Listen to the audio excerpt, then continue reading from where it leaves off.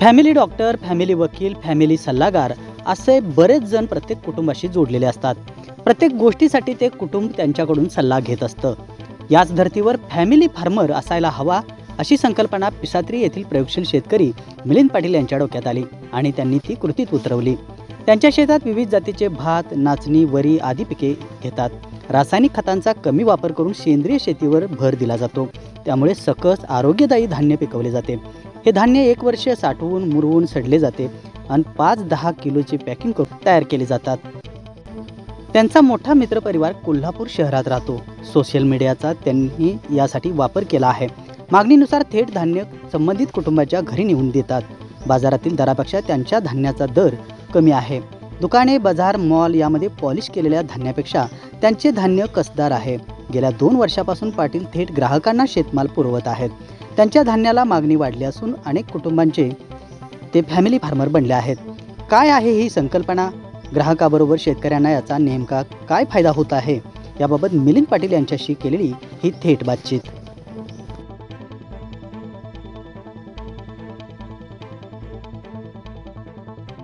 नमस्कार, माझं नाव मिलिंद रंगराव पाटील, राहणार पिसात्री, तालुका पन्हाळा, जिल्हा कोल्हापूर. तर तुम्ही एक नवीन संकल्पना राबवलेली आहे.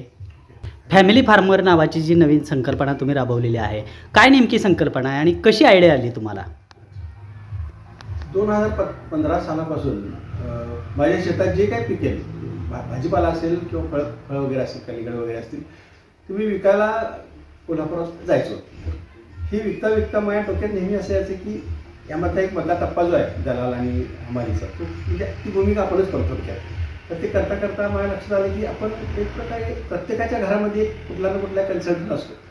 मग आपण केस कापायसाठी एका विशिष्ट व्यक्तीकडे जातो किंवा डॉक्टरकडे जातो, फॅमिली डॉक्टर असतो, त्याला टॅक्स कन्सल्टंट असतो, विमा कन्सल्टंट असतो, हे सगळं असेल, टेलरसुद्धा असतो. पण असा का नाही एक कुटुंबाला एक बाबा शेतकरी, आमच्या ओळखीचा शेतकरी आहे, त्या शेतकऱ्याला आमचं घरातलं धान्य आहे, तो पिकवतोय, तो एक तिथून आम्ही तांदूळ घेतोय, तिथून गहू घेतोय, असं जर शेतकऱ्यांचं जर एक अटॅचमेंट एका कुटुंबाशी झाली तर मला वाटतं की एक चांगल्या प्रकारचं सकस आणि प्रामाणिकपणा केलेलं धान्य त्यांच्या घरापर्यंत पोहोचू शकतं. त्या संकल्पनेचं मला असं वाटतं की फॅमिली फार्मर ही संकल्पना पण रुजायला हवी. तुम्ही आत्ताच सांगितलं की सकस धान्याची गरज आहे आत्ताच्या म्हणजे सगळ्यांना. तर काय सकस म्हणजे नेमकं कशा अर्थानं सकस? एक चुकीच्या पद्धतीने संकल्पना अशी यायला लागली आहे जाहिरातीच्या द्वारा की जे देखणं दिसतं ते चांगलं आणि चवीचं. ही संकल्पना मुळात चुकीच्या पद्धतीने रूढ व्हायला लागली. मला असं वाटतं की जे देखणं दिसतं ते सत्वयुक्त नसतं. आता उदाहरणार्थ काळ्या नाचणीच्या भाकरीचं उदाहरण दिलं तर त्यात सत्व जास्त आहे, पण ती दिसायला देखणी नाही आहे. ही जी एक माणसाच्या मनावरून हे होत आलेली व्याख्या आहे ना, ती व्याख्या मुळात चुकीची आहे. मला असं वाटलं की आपण सत्वयुक्त विकण्यासाठी पहिल्यांदा तुमची जीभ तुम्हाला सांगत असते की हे चांगलं चवीचं आहे. म्हणजे डोळ्यांपेक्षा चव जिभेला आहे आणि हे माध्यम करायचं असेल तर खरोखरच त्या अन्नामध्ये सात्विकता हवी, सत्वता हवी आणि चव हवी. आता त्या चवीसाठी आम्ही काय करायला लागणार? तर त्यासाठी रासायनिक खतांची भरंभार मात्रा वापरून चालणार नाही किंवा विषारी फवारण्या करून चालणार नाहीत. मातीचा जो गुणधर्म मातीद्वारे पिकात येतोय तो जास्तीत जास्त जेवढा पिकात पोचेल तेवढीच चव चांगली राहते. हे साधं आपलं शास्त्र आहे पूर्वीचं.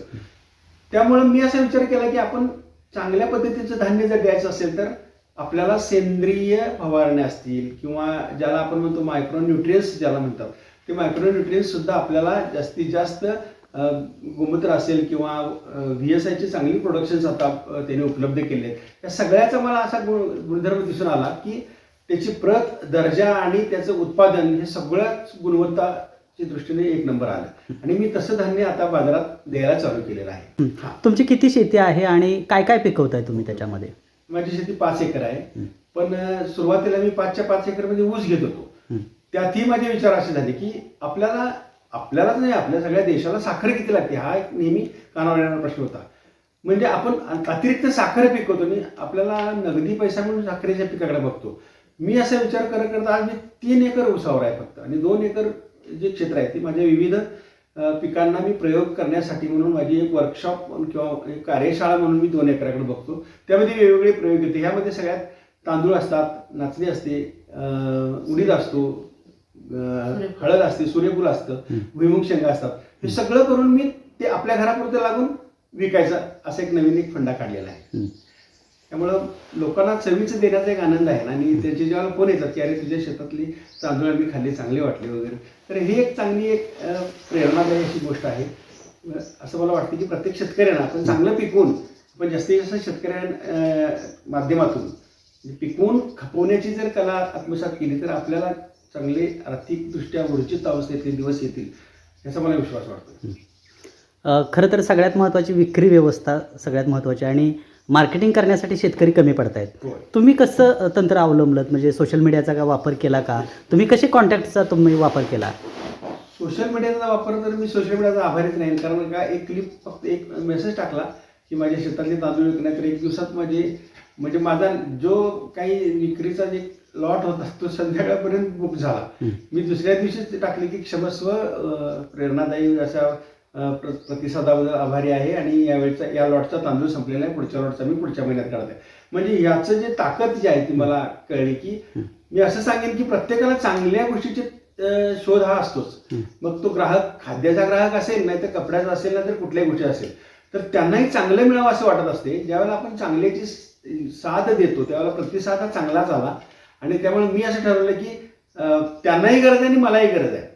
मग यामध्ये सगळ्या बाकीच्या भिंती काढून टाकून आपण थेट जर आपण त्यांची संवाद केला किंवा संपर्क केला तर एक चांगलं नातं निर्माण होईल ग्राहकाचं आणि उत्पादकाचं. आणि दुसरी गोष्ट म्हणजे एक ऋणानुबंध पण होतात ना, आपण त्यांना अन्नधान्य देणार आहे, त्यांच्या रोजीरोटीचा जो प्रश्न असतो ज्याच्यासाठी ते कष्ट करतात ते आम्ही जर आमच्या अन्नधान्य या माध्यमातून गेली तर ती एक उतराई मोठीच असते असं वाटलं. त्यामुळे म्हटलं आपण थेट जोडलं जावं. तुमच्याकडे आता कुठली धान्य विक्रीसाठी उपलब्ध आहेत? आणि मगाशी तुम्ही जो विषय काढला की पॉलिश केलेलं धान्य जे आहे ते बाजारात विक्री केले जाते आणि सकस धान्य मिळत नाही, आणि त्यासाठी तुम्ही हा नवीन जी आयडिया काढलेली आहे, तर कशा पद्धतीनं सांगाल त्याबद्दल? एक संकल्पना होती बघा, पूर्वी हातछडीचं आम्हाला तांदूळ घरात तयार केले जायचे वाहनात किंवा जात्यावर, अशा रोजचं तांदूळ रोज किंवा रोजचं पीठ रोज, ही संकल्पना होती, आपली देशी पद्धत होती, म्हणजे रोज ताजं खायचं. आता ते शक्य नाही. आता मशिनरी आली, पण मशिनरीमध्ये अतिशय वरचे टर्फल घासून पुसून लखवून चकचकीत धान्य काढणं आणि ते दिसायला देखणं करून देणं ही एक संकल्पना आल्यामुळं आपण त्यातला कस घालवतोय. पण आता नेमकं आरोग्याच्या दृष्टीने अशा तक्रारी सुरू झाल्या की डॉक्टर सुद्धा सांगतात की तुम्ही जास्त कस न लावलेलं धान्य खा, नाचणी खा. याचं कारण काय, कॅल्शियमची प्रचंड प्रमाणात जी आपल्या शरीरामध्ये कमतरता व्हायला लागली आहे, आणि ती नेमकी वारंवार गोळ्या औषधं खाऊन नाही तर रोजच्या धान्यामध्ये तुम्ही सालीयुक्त धान्य फळं खाणं किंवा टर्फलयुक्त धान्य खाणं, या गोष्टीमुळे छोट्या छोट्या रोजच्या घासातून त्याची कमतरता भरून निघत असते. तर ही सगळी आता परत ही सायकल उजळणी व्हायला लागल्या. याचाही मी विचार केला की आपण लोकांची मानसिकता पहिली बदलली पाहिजे. ही जाहिरात दिसणारी ती पांढरी शुभ्र बिर्याणी दिसायला देखणी असते, पण त्याची चव तुम्ही सगळ्यांनी चाकली असते. त्याचपेक्षा आपण नॉर्मल जो रोज भात खातो तो भात तुम्ही चवीचा आहे किंवा त्याची पेस्ट सुद्धा चवीची आहे, तुम्हाला लक्षात कधी येईल तर त्याच्यावरचा वर्क किंवा टर्फल जास्त घासलं गेलं नसलं तर तुमच्या लक्षात येतं. म्हणून मी प्रत्येकाला पहिल्यांदा सांगितलं की माझा भात तुम्हाला पांढरा शुभ्र नाही मिळणार, तो साधारण खाकी रंगाचा असेल. आणि मग त्यांनाही कळल्यानंतर त्यांनी सांगितलं की ठीक आहे, आम्हाला आणून देईल. आता गेली 2-3 वर्ष मी असं बघतोय की त्याच पद्धतीच्या भाताची मागणी होत आहे तांदळाची, आणि मी ते आता पुरवतोय. मध्यम ते बारीक आकाराचे दरवेळेला भात करतो. मोठा भात पूर्वी आपल्या भागात होत होता, पण त्याची मागणी आता खूप कमी आहे, त्यामुळे मोठा भात करत नाही. मध्यम आणि बारीक टाईपचे वेगवेगळे वाणाचे भात मी सध्या उत्पादित करतो. तुम्ही मगाशी आम्हाला तुमचं गोडाऊन दाखवलं की 1 वर्ष ते मुरवलं जातं आणि नंतर ते त्याच्यावर प्रोसेस करून तुम्ही विक्री केली जातात, तर का ठेवता 1 वर्ष? ते फार महत्त्वाची गोष्ट आहे. ही आपल्या वडिलांची चालत आलेली गोष्ट आहे पारंपरिक, की कुठलंही धान्य जे आहे ते धान्य शेतात पिकलं म्हणजे खाण्यायोग्य झालं असं कधीच नसतं. त्याला पुन्हा एक पालन पोषण असतं, म्हणजे ते एका विशिष्ट उपजार कंडिशनमध्ये किंवा जास्तीत जास्त कोरड्या आणि थंड अशा ठिकाणी ठेवून त्यामध्ये त्याला मुरणे हा प्रकार असतो. म्हणजे जसं लोणचं असतं ते आता काल केले की आज खाऊ शकत नाही, ते मुरल्यानंतर चांगलं, तसं धान्य मुरणे हा प्रकार असतो. त्याला किमान 6 महिने ते 1 वर्षाचा अवधी लागतो. त्यानंतर त्यामध्ये चव उतरते ठेवल्यामुळं. पिकलं आंबा की खातो तसा प्रकार आहे तो. पिंजरा ठेवल्यानंतर 8व्या दिवशी पिकतो. तसं हे धान्य जे आहे ते किमान 6 महिने 8 महिने ठेवावं लागतं. त्यानंतर ते काढलं तर ते पुरवट येणे एक प्रकार असतो बघा, म्हणजे भसाभस संपत नाही ते, त्याचा भातही भरपूर होतो आणि त्याला चवीत फरक पडतो. म्हणून 1 वर्ष ठेवण्याची ही आपली पारंपरिक प्रक्रिया आहे, ती मी पाळतो.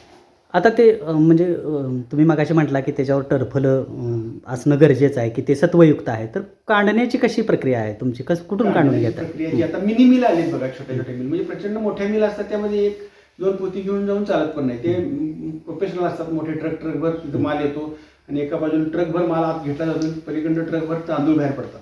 अशा मिलचा आम्हाला छोट्या उत्पादक शेतकऱ्यांना काही उपयोग होत नाही. त्यासाठी छोट्या मिल आता आलीत यांत्रिकीकरणाच्या नव्या रेट्यामध्ये. तर तिथं काय होतं, आपल्याला पाहिजे तसा कस लावून म्हणजे तिकडं तांदूळ पडताना दिसत त्याला की विशिष्ट असा किल्ली फिरवली की तांदूळ पांढरा शुभ्र आहे का खाकी आहे कसा येतो तो बघता येतो, चेक करता येतो. तर त्यामुळे तिथं आम्ही सूचना देऊ शकतो की आम्हाला जास्त कस तुम्ही लावू नका. एखादा भातकुंडा पडला तर पडू दे, पण शक्यतो खाकी रंगाचा तांदूळ तुम्ही आम्हाला द्या. तर ते तिथं शक्य होतं आणि त्याचं कारण मी तुम्हाला सांगितलं की त्याचा सगळा आरोग्याशी संबंध आहे. म्हणून मी ते जाणीवपूर्वक जास्त कस न लावता तांदूळ काढतो. तुमच्याकडे आता कुठल्या जातीचा तांदूळ आणि कुठल्या जातीची नाचणी आता उपलब्ध आहे? नाचणी आपल्याकडे फुले कासारी आहे, जी आपल्या भागासाठीच राहुरी कृषी विद्यापीठाने विकसित केली आहे. ती दरवर्षी तीच करतो. भाताच्या बाबतीत म्हणाल तर मध्यम ते बारीक भात जे आहे ते दरवर्षी मी पॉप्युलॅरिटी बघून म्हणजे गेल्या वर्षी उत्पादित केलेल्या शेतकऱ्यांना कुणाला बाबा चांगला उत्पादन आले याचे विशिष्ट असे कोणाकोणी करून वगैरे गेल्या वर्षी मी हे केला होता, तर मी करू का, आपल्या भागात येईल का, इकडे पाऊस असा, अशी सगळी चाचपणी करून मध्यम ते बारीक दरवर्षी मात्र वेगवेगळा मानवी लावतो. सातत्यानं प्रयोग सातत्याने प्रयोग, फक्त बारीक ते मध्यम भाग. विक्री सगळ्यात फार महत्त्वाची गोष्ट आहे. आत्ताच्या शेतकऱ्यांना वाटते की विक्री खूप अवघड आहे की आणि ते जे काही पिकेल ते व्यापाऱ्यांना देऊन मोकळे होतात. तुम्ही मात्र थेट ग्राहकांच्यापर्यंत पोचण्याचं काम केलेलं आहे. तर कसं सांगाल याबाबत की शेतकऱ्यांनी कशा पद्धतीने विक्री केली पाहिजे? एक तर मी खूप एक भावनिक असं आवाहन करेन की आपण शेती करतो, शेतात बांध घालतो, शेताच्या वाटण्या करतो, हे सगळं घराघरात चालतं. पण मला असं वाटतं की शेताचं पिकलेलं धान्य ठेवण्याची तरी किमान शेतकऱ्याच्या घरात एक वेगळी खोली पाहिजे. कारण ते तुमची खरी विनिमयाची जी संपत्ती असते ती शेतकऱ्याची धान्य म्हणून आहे. जर तुम्ही ते असं खळ्यावरच्या खळ्यावर डायरेक्ट विकलं की मला आता ठेवायला जागा नाही, घरापुरतं घेतो, पोराबाळांच्या पुरतं आणि देतो म्हणला, तर त्यावेळेला व्यापाऱ्यांची जी पॉलिसी असते ती दुर्दैवानं त्यावेळेला दर पडलेले असतात. त्यांचाही काही नाईलाज असेल, मला त्याबद्दल काही नकार नाही, पण प्रचंड प्रमाणात आवक येते म्हणजे त्यावेळेला भाव पडतात. त्याच्यापेक्षा तुम्ही तुमच्या घरात ठेवले, 1 वर्षभर मुरवले आणि आपल्या संबंधित इष्टमित्रांना जर तुम्ही ते आपल्या घरचं धान्य विकलं तर तुम्हाला नक्कीच ते अभिमानानं 10 रुपये चढ देतील आणि ते त्यांच्यापर्यंत पोहोचेल. ही प्रोसेस मी माझ्या या नव्या संकल्पनेत वापरतोय. त्यांना चांगलं द्यायचं आणि त्यांच्याकडून चांगल्या प्रकारे पुढं काम करण्याची प्रेरणा घ्यायची. तर हे मला वाटते प्रत्येक शेतकऱ्याने जर केलं तर मला असं वाटतं की प्रत्येक शेतकऱ्याचे कुठं ना कुठेतरी अकृषक लोक म्हणजे ज्यांची शेतीवाडी नाही असे लोक भरपूर आहेत. शहरात असतात, पाहुणेपाय असतात म्हणून. तर त्यांना जर अशा माध्यमातून प्रत्येक शेतकरी जर जोडला गेला तर मला असं वाटतं की बऱ्याच मार्केटवरचा पण ताण कमी येईल, दलालीचा मधला जो माध्यम आहे ते कमी येईल आणि थेट शेतकऱ्याकडे मिळाल्यामुळे 4 पैसे त्यांनाही स्वस्त मिळतील आणि शेतकऱ्याच्याही आर्थिक परिस्थितीमध्ये प्रचंड प्रमाणात चांगला बदल होऊ शकतो असा माझा एक विश्वास आहे. आता दुकानामध्ये जे तांदूळ मिळत आहेत किंवा नाचणी मिळते ते तिथल्या दरामध्ये आणि तुमच्या दरामध्ये काही फरक आहे का?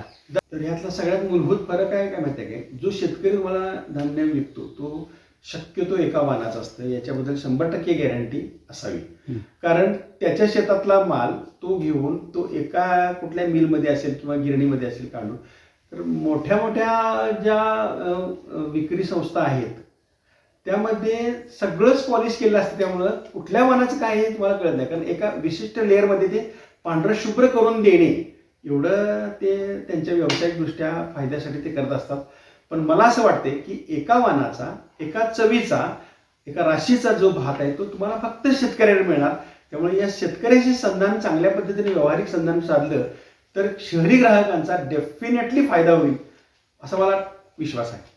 सर दराच्या बाबतीत म्हणाल तर मी एक त्यामध्ये दृष्टिकोन असा ठेवला आहे की जी गोष्ट बाजारामध्ये शेवटी लोकांची एक मानसिकता आहे की मला स्वस्तच मिळावं आणि ते चांगलं मिळावं, ही मानसिकता मुळात तशी नाही आहे.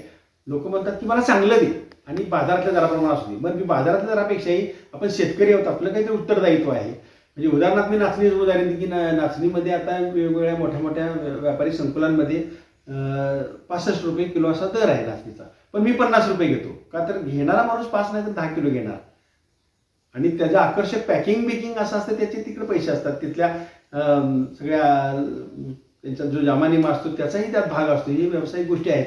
पण मी इथं पॅक करणार आणि त्याला नेऊन देणार. इथं मध्ये बाकी कसलाही खर्च नाही. त्यामुळे मला त्यांना परवडणाऱ्या दर द्यायला परवडतं आणि त्यांच्याही तुलनेनं बाजारापेक्षा ते स्वस्त मिळतं. तसंच मी तांदळाचं केले. आज पॅकिंगमधला तांदूळ 66 रुपये 70 रुपये किलोने येतो. ते 10-10 किलोच्या पॅक येतात अशाच मोठ्या मोठ्या व्यापारी संकुलामध्ये. पण मी तो 50 रुपयाचा ठेवला आहे. मलाही परवडते आणि त्यांनाही परवडते. म्हणजे हाही यामध्ये परवडण्याचा आर्थिक गोष्टीचा पण भाग ठेवलेला आहे. तर मला असा विश्वास आहे की जास्तीत जास्त लोकांपर्यंत मी यामुळे जोडला जाईल.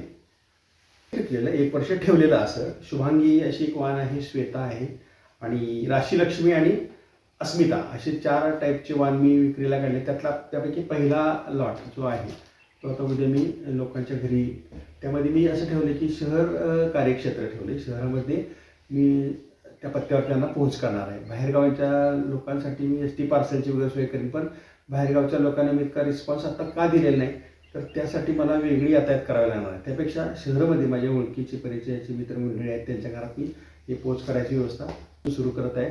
आणि हे सिलसिला साधारणपणे अजून 2 महिने चालेल. मी असे 4 लॉट केलेत. हा शुभांगीचा लॉट घेऊन उद्या जातोय मी. त्यानंतर मग श्वेता असेल, राशीलक्ष्मी असेल आणि मग अस्मिता असेल. असं माझ्या घरातलं तांदूळ संपला की विषय संपला.